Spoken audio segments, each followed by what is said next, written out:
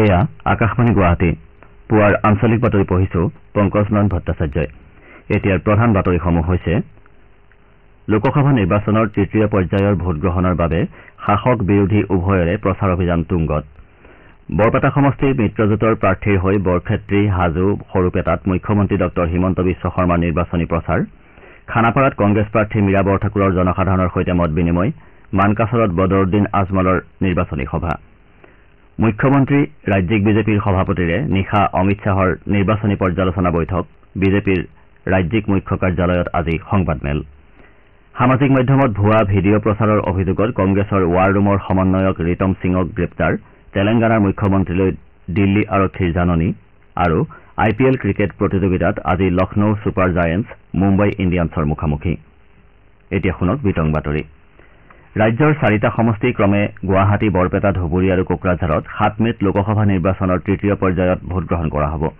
এই 4টা সমষ্টিতে বিভিন্ন ৰাজনৈতিক দলৰ প্ৰচাৰ অভিযান তীব্ৰ হৈ উঠিছে বিভিন্ন ৰাজনৈতিক দলৰ প্ৰাৰ্থীসকলৰ লগতে নেতা কৰ্মীসকলে প্ৰচাৰ চলাই ভোটদাতাসকলৰ মন আকৰ্ষণৰ চেষ্টা কৰিছে বিজেপিৰ জ্যেষ্ঠ নেতা তথা মুখ্যমন্ত্ৰী ডঃ হিমন্ত বিশ্ব শৰ্মাই বৰপেটা সমষ্টিৰ বিজেপি মিত্ৰজোঁট সমৰ্থিত অগপৰ প্ৰাৰ্থী ফণীভূষণ চৌধুৰীৰ হৈ বৰক্ষেত্ৰী হাজো আৰু সৰুপেটাত জনসভাত অংশগ্ৰহণ কৰি প্ৰচাৰ চলায় মন্ত্ৰী পীয়ুষ হাজৰিকাই বাক্সা জিলাৰ বৰমাত কোকৰাঝাৰৰ মিত্ৰজোঁটৰ প্ৰাৰ্থী জয়ন্ত বসুমতাৰীৰ হৈ প্ৰচাৰ চলায় অসম গণ পৰিষদৰ সভাপতি তথা মন্ত্ৰী অতুল বৰাই গোৱালপাৰাৰ হাতীপাৰা হেলপাখেৰী আৰু চেঁচাপানীত ধুবুৰীৰ মিত্ৰজোঁট সমৰ্থিত অগপ প্ৰাৰ্থী জাভেদ ইছলামৰ হৈ প্ৰচাৰ সভাত অংশগ্ৰহণ কৰে অগপ নেতা তথা মন্ত্ৰী কেশৱ মহন্ত আৰু বিজেপি নেতা তথা মন্ত্ৰী জয়ন্ত মল্ল বৰুৱাই আজি ধুবুৰীৰ অগপ প্ৰাৰ্থী জাভেদ ইছলামৰ হৈ দক্ষিণ শালমৰা মানকাছৰ জিলাৰ বিভিন্ন স্থানত প্ৰচাৰ চলাব মানকাছৰ বিধানসভা সমষ্টিত কালি ধুবুৰীৰ AIUDFৰ প্ৰাৰ্থী তথা বিদায়ী সাংসদ বদৰুদ্দিন আজমলে কেইবাখনো নিৰ্বাচনী সভাত অংশগ্ৰহণ কৰে তেওঁৰ প্ৰচাৰ কালত কংগ্ৰেছক সমালোচনাৰ লক্ষ্য কৰি লয় গুৱাহাটী লোকসভা সমষ্টিৰ প্ৰাৰ্থী বিজুলী কলিতা মেধিয়ে কালি ডিমৰীয়াৰ তাঁতিমাৰাৰ লগতে ঠাকুৰকুছিত প্ৰচাৰ চলাই ৰাইজৰ সৈতে মত বিনিময় কৰে সমষ্টিটোৰ কংগ্ৰেছ প্ৰাৰ্থী মীৰা বৰঠাকুৰ গোস্বামীয়েও কালি বিভিন্ন অঞ্চলত প্ৰচাৰ চলায় খানাপাৰাত ৰাইজৰ সৈতে মত বিনিময় কৰি তেওঁ সংবিধান ৰক্ষাৰ স্বাৰ্থত বিবেক ভোট দিবলৈ সকলোকে আহ্বান জনায় কংগ্ৰেছ প্ৰাৰ্থীগৰাকীৰ সমৰ্থনত CPI-ML বীৰকুছি তালতলা পানীখাইটি ৰাজাবাৰী চপাইদং বোন্দা আদি অঞ্চলত পথসভা পতাৰ লগতে ঘৰে ঘৰে প্ৰচাৰ পত্ৰ বিতৰণ কৰে বিজেপিৰ জ্যেষ্ঠ নেতা তথা কেন্দ্ৰীয় গৃহমন্ত্ৰী অমিত শ্বাহে আজি দিনৰ 10 বজাত গুৱাহাটীৰ বশিষ্ঠ চাৰিআলিত থকা ৰাজ্যিক বিজেপিৰ মুখ্য কাৰ্যালয়ত এখন সংবাদমেলত অংশগ্ৰহণ কৰিব এই সংবাদমেলত মুখ্যমন্ত্ৰী ডঃ হিমন্ত বিশ্ব শৰ্মা আৰু ৰাজ্যিক বিজেপিৰ সভাপতি ভৱেশ কলিতা উপস্থিত থাকিব লোকসভা নিৰ্বাচনৰ প্ৰচাৰৰ বাবে কালি গুৱাহাটীত উপস্থিত হোৱা শ্ৰী শ্বাহ যোৱা নিশা মুখ্যমন্ত্ৰী ডঃ হিমন্ত বিশ্ব শৰ্মা আৰু ৰাজ্যিক বিজেপিৰ সভাপতি ভৱেশ কলিতাৰ সৈতে গুৰুত্বপূৰ্ণ আলোচনাত মিলিত হয় শ্ৰী শ্বাহে ৰাজ্যত ইতিমধ্যে হৈ যোৱা প্ৰথম আৰু দ্বিতীয় পৰ্যায়ৰ নিৰ্বাচনৰ সবিশেষ বুজ লয় তেওঁ ৰাজ্যৰ প্ৰতিটো সমষ্টিৰে নিৰ্বাচনী প্ৰেক্ষাপটৰ আভাস লয় বিজেপি সূত্ৰই প্ৰকাশ কৰা অনুসৰি তৃতীয় পৰ্যায়ত ভোটগ্ৰহণ হ'বলগীয়া 4টা সমষ্টিত প্ৰচাৰ অভিযানৰ ৰেহৰূপ সন্দৰ্ভত জানিব বিচৰাৰ লগতে কেন্দ্ৰীয় গৃহমন্ত্ৰীগৰাকীয়ে সমষ্টিকেইটাত দলীয় প্ৰাৰ্থীৰ জয়ৰ নিশ্চয়তাৰ বিষয়েও যাৱতীয় তথ্য লয় জানিব পৰা মতে এই বৈঠকত শ্ৰী শ্বাহে মুখ্যমন্ত্ৰীৰ পৰা উত্তৰ পূৰ্বাঞ্চলৰ বাকী ৰাজ্যকেইখনৰ সম্ভাৱ্য নিৰ্বাচনী ফলাফল সন্দৰ্ভতো আলোচনা কৰে বিজেপিৰ জ্যেষ্ঠ নেতা অমিত শ্বাহে কালি গুৱাহাটী সমষ্টিৰ দলীয় প্ৰাৰ্থী বিজুলী কলিতা মেধিৰ হৈ প্ৰচাৰ চলায় তেওঁ মহানগৰখনৰ চাইকেল ফেক্টৰী তিনিআলিৰ পৰা লাল গণেশলৈ প্ৰায় 2 কিলোমিটাৰ জোৰা বৃহৎ ৰোড শ্বত অংশগ্ৰহণ কৰে এই ৰোড শ্বত শ্ৰী শ্বাহৰ সৈতে মুখ্যমন্ত্ৰী ডঃ হিমন্ত বিশ্ব শৰ্মায়ো অংশগ্ৰহণ কৰে সন্ধিয়া হোৱা এই ৰোড শ্বত হেজাৰ হেজাৰ দলীয় কৰ্মী সমৰ্থক আৰু স্থানীয় ৰাইজে ভাগ লয় প্ৰায় 1.5 ঘণ্টা জোৰা এই ৰোড শ্ব'ৰ সময়ত বিজেপিৰ জ্যেষ্ঠ নেতাগৰাকীয়ে সংবাদ মাধ্যমক কয় যে এইবাৰ ৰাজ্যখনৰ 14টা সমষ্টিৰ 12টাতে বিজেপি মিত্ৰজোঁটৰ প্ৰাৰ্থী বিজয়ী হ'ব তেওঁ লগতে দেশজুৰি বিজেপিৰ ফলাফল ভাল হ'ব বুলি মন্তব্য দি NDAৰ আসনৰ সংখ্যা 400 পাৰ হ'ব বুলি দাবী কৰে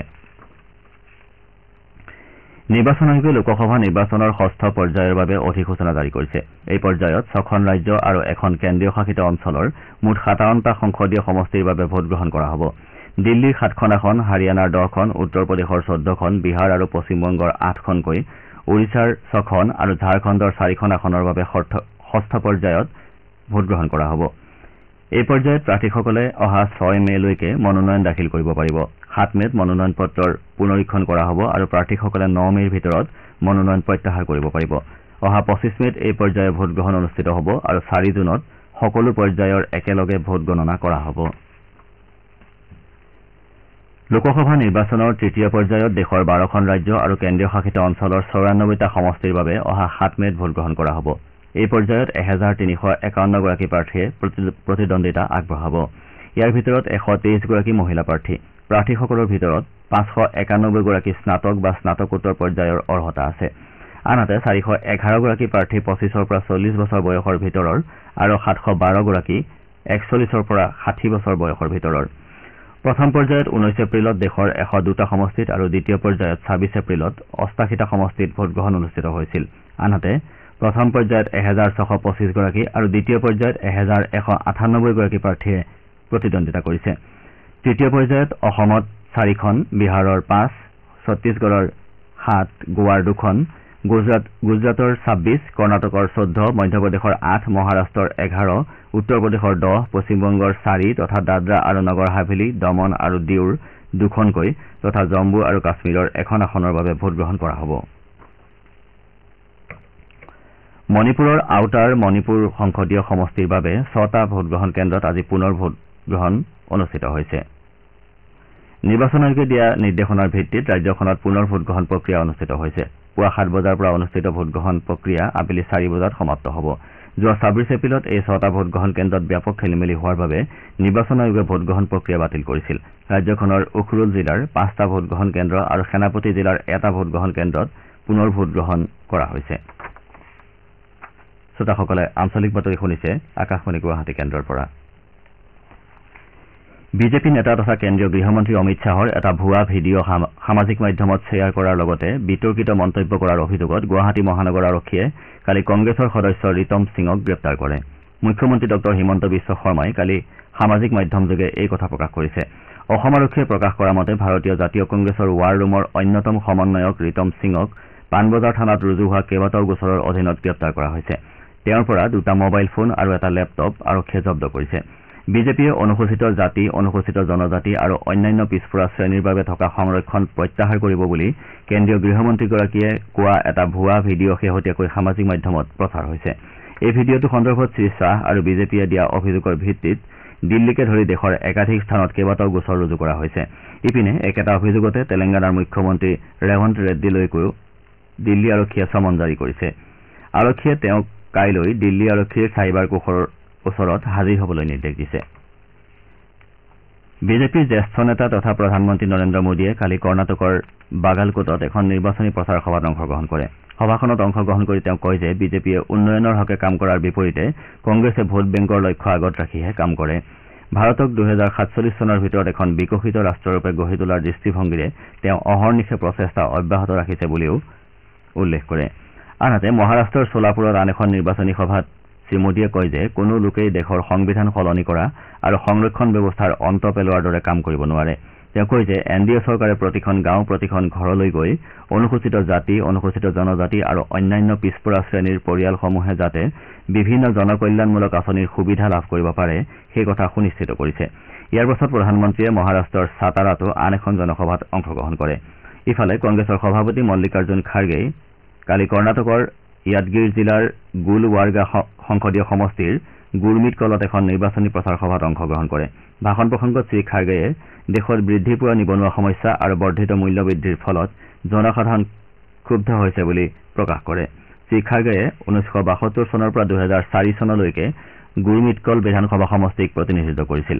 তেওঁ কয় যে বিধায়ক হিচাপে আৰু কেবিনেট মন্ত্ৰী হিচাপে তেওঁ সমষ্টিটোৰ প্ৰতিখন গাঁৱত বৈদ্যুতিকীকৰণ কৰাৰ লগতে খোৱা পানী যোগান, ৰাস্তা ঘাটৰ উন্নয়ন আৰু দৰিদ্ৰ লোকক বাসগৃহ প্ৰদান কৰিছিল। কংগ্ৰেছৰ জ্যেষ্ঠ নেতা ৰাহুল গান্ধীয়ে কালি উত্তৰ গুজৰাটৰ পাটানত এখন নিৰ্বাচনী সভাত অংশগ্ৰহণ কৰে। শ্ৰীগান্ধীয়ে দেশত বৃদ্ধি পোৱা মুদ্ৰাস্ফীতিৰ হাৰ আৰু নিবনুৱা সমস্যাৰ বাবে বিজেপি চৰকাৰক কঠোৰ ভাষাৰে সমালোচনা কৰে। তেওঁ এনডিএ চৰকাৰৰ বিৰুদ্ধে একাংশ বৃহৎ বাণিজ্যিক প্ৰতিষ্ঠানৰ বুজন সংখ্যক ঋণ ৰেহাই দিয়া আৰু কৃষক তথা সাধাৰণ শ্ৰমিকসকলৰ প্ৰতি অন্যায় অবিচাৰ কৰা বুলি অভিযোগ তোলে। ৰাজ্যত তৃতীয় পৰ্যায়ত হ'বলগীয়া নিৰ্বাচনৰ প্ৰতি লক্ষ্য ৰাখি জিলা প্ৰশাসন আৰু আৰক্ষী প্ৰশাসনসমূহে ভোটদাতাৰ সজাগতামূলক ব্যৱস্থা গ্ৰহণ কৰাৰ লগতে নিৰ্বাচনী আচৰণবিধি উলংঘাৰ ঘটনা ৰোধ কৰিবলৈ বিহিত ব্যৱস্থা লৈছে। সেই অনুসৰি বিভিন্ন জিলাত ভোটদাতাৰ সজাগতাৰ বাবে কাৰ্যসূচী গ্ৰহণ কৰাৰ লগতে ফ্লাইং স্কোৱাড আৰু নিৰীক্ষণকাৰী দলসমূহে নিৰ্বাচনী আচৰণবিধি উলংঘাৰ ঘটনা ধৰা পেলোৱাৰ বাবে কাৰ্যকৰী ব্যৱস্থা লৈছে। নিৰ্বাচন হ'বলগীয়া 4টা সমষ্টি গুৱাহাটী, বৰপেটা, কোকৰাঝাৰ আৰু ধুবুৰীৰ অন্তৰ্গত অঞ্চলসমূহত নিৰ্বাচন বিভাগ আৰু জিলা প্ৰশাসনৰ উদ্যোগত যুৱ ভোটদাতাসকলক ভোটদানৰ বাবে আগ্ৰহী কৰি তুলিবলৈ বিভিন্ন কাৰ্যসূচী লোৱা হৈছে। ইপিনে নিৰ্বাচন সুকলমে পৰিচালনাৰ বাবে ভোটগ্ৰহণ হ'বলগীয়া কেন্দ্ৰসমূহত নিৰ্বাচনী আয়োগৰ নিৰ্দেশনা মৰ্মে সুৰক্ষা ব্যৱস্থাকে ধৰি প্ৰয়োজনীয় সকলো ব্যৱস্থা কৰিবলৈ জিলা নিৰ্বাচন বিভাগসমূহে নিশ্চিত কৰিছে। প্ৰতিটো ভোটকেন্দ্ৰলৈ আহি ভোটদান কৰাৰ বাবে ইচ্ছুক জ্যেষ্ঠ নাগৰিক আৰু দিব্যাংগসকলক ভোটদানৰ সুবিধা কৰি দিয়াৰ বাবেও উপযুক্ত ব্যৱস্থা লোৱা হ'ব। তদুপৰি 50% ভোটগ্ৰহণ কেন্দ্ৰত ৱেবকাষ্টিঙৰ ব্যৱস্থা কৰা হ'ব। একেদৰে নিৰ্বাচনী দায়িত্বত নিয়োজিত বিষয়া কৰ্মচাৰী আৰু EVM কঢ়িয়াই নিয়া গাড়ীসমূহত GPS সংলগ্ন কৰা হ'ব। নেশ্যনেল টেষ্টিং এজেন্সি আৰু বিশ্ববিদ্যালয় অনুদান আয়োগে UGC নেট অহা 16 জুনৰ পৰিৱৰ্তে 18 জুনত অনুষ্ঠিত কৰা হ'ব বুলি ঘোষণা কৰিছে। পৰীক্ষাৰ্থীসকলৰ মতামতৰ প্ৰতি লক্ষ্য ৰাখি এই সিদ্ধান্ত গ্ৰহণ কৰা হৈছে। নেশ্যনেল টেষ্টিং এজেন্সিয়ে এই দিনটোত OMR পদ্ধতিৰে সমগ্ৰ দেশত এই পৰীক্ষা অনুষ্ঠিত কৰিব। IPL ক্ৰিকেট প্ৰতিযোগিতাৰ আজি লক্ষ্ণৌৰ একানা স্পৰ্টছ চিটি ষ্টেডিয়ামত হ'বলগীয়া এখন খেলত লক্ষ্ণৌ ছুপাৰ জায়েণ্টছ মুম্বাই ইণ্ডিয়ানছৰ মুখামুখি হ'ব। খেলখন সন্ধিয়া 7:30 বজাত অনুষ্ঠিত হ'ব। আনহাতে কলকাতাৰ ইডেন গাৰ্ডেন্ছত কালি অনুষ্ঠিত এখন খেলত কলকাতা নাইট ৰাইডাৰ্ছে দেলহি কেপিটেলছক 7 উইকেটত পৰাস্ত কৰে। টছত জয়ী হৈ প্ৰথমে বেট ধৰিবলৈ সিদ্ধান্ত গ্ৰহণ কৰা দেলহি কেপিটেলছে নিৰ্ধাৰিত 20 অভাৰত 9টা উইকেট হেৰুৱাই 153 ৰান সংগ্ৰহ কৰে। নিৰ্ধাৰিত লক্ষ্য অনুসৰণ কৰি কলকাতা নাইট ৰাইডাৰ্ছে 16 অভাৰ 3টা বলত 3টা উইকেট হেৰুৱাই জয়ৰ লক্ষ্যত উপনীত হয়। দেলহি কেপিটেলছৰ হৈ কুলদীপ যাদৱে 26টা বলত 35 ৰান কৰি আউট নোহোৱাকৈ থাকে। ঋষভ পন্তে 20টা বলত 27 ৰানৰ বৰঙণি আগবঢ়ায়।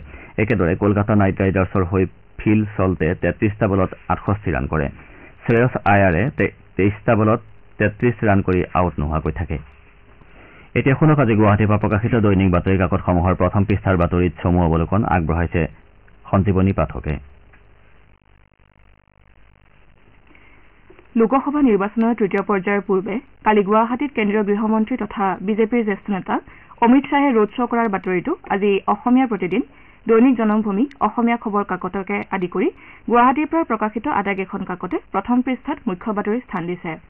নিয়মীয়া বাৰ্তাত এই বাতৰিৰ শিৰোনাম অমিত শ্বাহৰ বিশাল ৰোড শ্ব', চাইকেল ফেক্টৰীৰ পৰা লাল গণেশলৈ 2 কিলোমিটাৰ পথ গেৰুৱাময়। মুখ্য সচিব ৰবি কোটাই বানপানী প্ৰতিৰোধৰ বাবে ৰাজ্যৰ বিভিন্ন বিভাগৰ প্ৰস্তুতিৰ পৰ্যালোচনা কৰে। এই বাতৰিটো দি আছাম ট্ৰিবিউন আৰু দ্য চেণ্টিনেল কাকতে প্ৰথম পৃষ্ঠাত গুৰুত্ব সহকাৰে প্ৰকাশ কৰিছে। দি আছাম ট্ৰিবিউন কাকতৰ শিৰোনাম flood preparedness in state reviews, UNICEF to assist Assam government in assessment of 1/3 of the model relief camps to be set up in every revenue circle. সমগ্ৰ দেশজুৰি প্ৰচণ্ড গৰমে জনসাধাৰণৰ অসুবিধাৰ সৃষ্টি কৰা বাতৰিটো দৈনিক অগ্ৰদূত কাকতে বতৰ বিজ্ঞানৰ সতৰ্কবাণী, কেইবাখনো ৰাজ্যত তাপমাত্ৰাই চুলে 42ৰ পৰা 45 ডিগ্ৰী, স্বাভাৱিক হাৰতকৈ বৃদ্ধি 4ৰ পৰা 8 ডিগ্ৰী চেলছিয়াছ শিৰোনামেৰে প্ৰথম পৃষ্ঠাত মুখ্য বাতৰিৰূপে প্ৰকাশ কৰিছে। যোৱা এটা দশকজুৰি উত্তৰ পূব ভাৰতৰ মাজেৰে চুবুৰীয়া বাংলাদেশ আৰু এছিয়াৰ আন 10খন ৰাজ্যৰ মাজত যোগাযোগ বৃদ্ধি হোৱা বুলি কেন্দ্ৰীয় বৈদেশিক মন্ত্ৰী এছ জয়শংকৰে মত প্ৰকাশ কৰা বাতৰিটো দ্য চেণ্টিনেল কাকতে dramatic improvement in ties with Bangladesh, game changing connectivity through NE শিৰোনামেৰে প্ৰথম পৃষ্ঠাত প্ৰকাশ কৰিছে। কোকৰাঝাৰ লোকসভা সমষ্টিত কালি মুখ্যমন্ত্ৰী হিমন্ত বিশ্ব শৰ্মাই দল সংগঠনৰ সৈতে গোপন বৈঠকত মিলিত হোৱা বাতৰিটো দৈনিক জনমভূমি কাকতে জনগোষ্ঠীয় সমস্যা সমাধানৰ প্ৰতিশ্ৰুতি, কোকৰাঝাৰত নিশা দল সংগঠনেৰে বৈঠক মুখ্যমন্ত্ৰীৰ শিৰোনামেৰে প্ৰথম পৃষ্ঠাত গুৰুত্ব সহকাৰে প্ৰকাশ কৰিছে। ৰাজ্যজুৰি ব্যাপক হাৰত মীন আইন উলংঘা হোৱাৰ বাতৰিটো দৈনিক অগ্ৰদূত কাকতে প্ৰথম পৃষ্ঠাত গুৰুত্ব সহকাৰে প্ৰকাশ কৰিছে। আজি প্ৰকাশিত অন্যান্য বাতৰিৰ ভিতৰত আছে মীৰা বৰঠাকুৰৰ হৈ নিৰ্বাচনী প্ৰচাৰ জোনমণি ৰাভাৰ মাতৃৰ শিলাবৃষ্টিয়ে বিঘিনি ঘটাব পাৰে ভোটৰ প্ৰচাৰত, কেনিয়াত মথাউৰি ভাঙি 45 জন লোক নিহত ইত্যাদি। এয়া আছিল আজি গুৱাহাটীৰ পৰা প্ৰকাশিত বাতৰি কাকতসমূহৰ প্ৰথম পৃষ্ঠাৰ বাতৰি চমু অৱলোকন। ধন্যবাদ সঞ্জীৱনী। বাতৰি শেষ কৰাৰ পূৰ্বে প্ৰধান বাতৰিকেইটা আকৌবাৰ পঢ়ি দিছো। লোকসভা নিৰ্বাচনৰ তৃতীয় পৰ্যায়ৰ ভোটগ্ৰহণৰ বাবে শাসক বিৰোধী উভয়ৰে প্ৰচাৰ অভিযান তুংগত। বৰপেটা সমষ্টিৰ মিত্ৰজোঁটৰ প্ৰাৰ্থীৰ হৈ বৰক্ষেত্ৰী, হাজো, সৰুপেটাত মুখ্যমন্ত্ৰী ডঃ হিমন্ত বিশ্ব শৰ্মাৰ নিৰ্বাচনী প্ৰচাৰ, খানাপাৰাত কংগ্ৰেছ প্ৰাৰ্থী মীৰা বৰঠাকুৰৰ জনসাধাৰণৰ সৈতে মত বিনিময়, মানকাছৰত বদৰুদ্দিন আজমলৰ নিৰ্বাচনী সভা। মুখ্যমন্ত্ৰী ৰাজ্যিক বিজেপিৰ সভাপতিৰে নিশা অমিত শ্বাহৰ নিৰ্বাচনী পৰ্যালোচনা বৈঠক, বিজেপিৰ ৰাজ্যিক মুখ্য কাৰ্যালয়ত আজি সংবাদমেল। সামাজিক মাধ্যমত ভুৱা ভিডিঅ' প্ৰচাৰৰ অভিযোগত কংগ্ৰেছৰ ৱাৰ ৰুমৰ সমন্বয়ক ৰিতম সিঙক গ্ৰেপ্তাৰ। আৰু IPL ক্ৰিকেট প্ৰতিযোগিতাত আজি লক্ষ্ণৌ ছুপাৰ জায়েণ্টছ মুম্বাই ইণ্ডিয়ানছৰ মুখামুখি। পুৱাৰ আঞ্চলিক বাতৰি ইমানতে শেষ হ'ল।